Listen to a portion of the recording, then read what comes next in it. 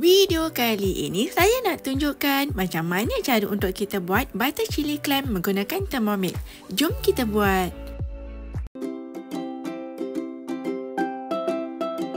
Mula-mula sediakan clam, anda boleh gunakan lala atau kepah. Kemudian masukkan garam. Masukkan air sehingga tenggelam dan rendam selama 20 minit untuk hilangkan pasir.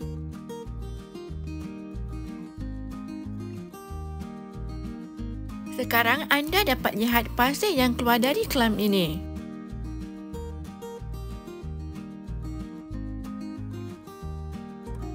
Kemudian bilas dan tapis sehingga bersih. Masukkan bawang putih, tutup dan kisar selama 5 saat, speed 5.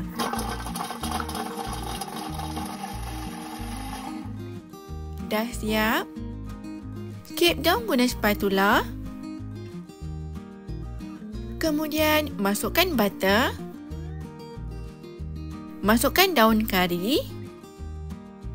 Tutup dan tumis selama 3 minit suhu 120, speed 1. Dah siap?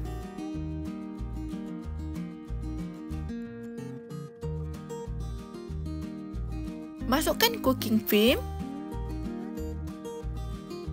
Kemudian masukkan serbuk paprika. Masukkan serbuk cayenne.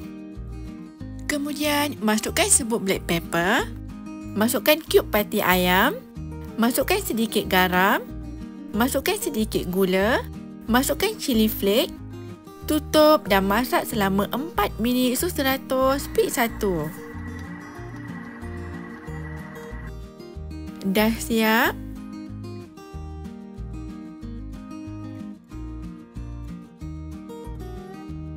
Anda boleh rasa sedikit kuah dan tambah perasa jika perlu. Masukkan clam yang dibasuh tadi. Tutup dan masak lagi selama 5 minit suhu 100, reverse spoon.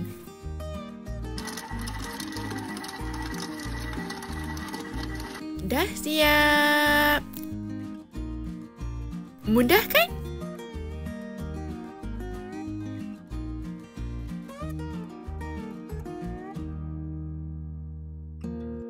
Tuang ke dalam bekas. Anda boleh hidangkan dengan homemade mantau.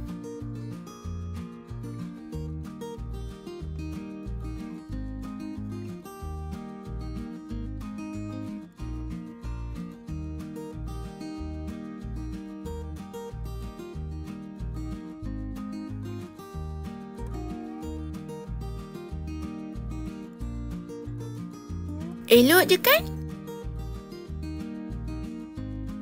Anda juga boleh goreng mantau tadi sehingga garing.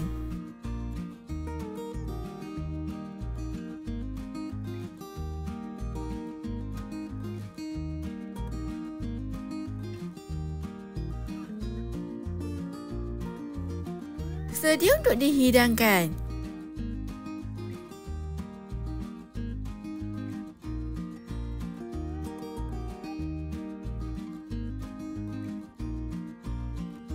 Selamat mencuba. Bye.